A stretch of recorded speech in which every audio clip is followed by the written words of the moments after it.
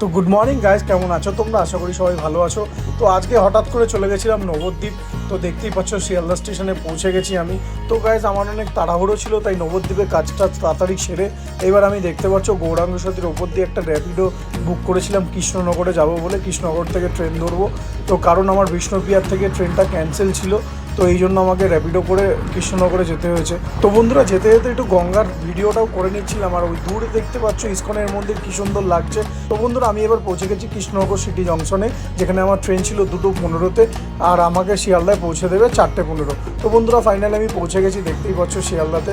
আর বন্ধুরা আমার এখানে কাজ ছিল ক্লাবের জন্য দুটো ঢাক পছন্দ করে নিয়ে যাওয়া, আর সঙ্গে আমাদের ক্লাবের মেম্বার্সরাও আসার কথা ছিল, এই জন্য আমি একটু ওয়েট করছিলাম যেখানে সবাই আসবে। আমি এক এক করে দেখছিলাম কোনটা ভালো লাগছে কোনটা ভালো লাগছে না। তো দেখতেই পাচ্ছ কী সুন্দর নেচে নেচে ঢাক বাজাচ্ছে ওরা।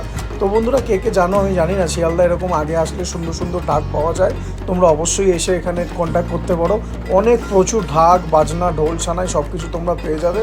বন্ধুরা দেখতেই পাচ্ছ ওইদিকে দেখতে দেখতে আমাদের ক্লাবের সিনিয়ররা সব দাঁড়িয়ে রয়েছে, অলরেডি চলে এসছে, আমি অনেকক্ষণ দাঁড়িয়েছিলাম। এইবার বন্ধুরা আমাদের কোনো একটা ঢাক পছন্দ করে আমাদের পুজো মণ্ডপের জন্য নিয়ে যেতে হবে।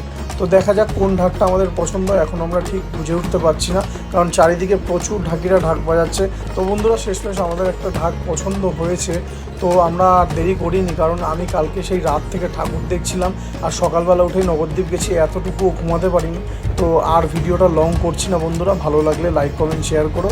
আবার দেখা হচ্ছে নেক্সট কোনো ভিডিওতে।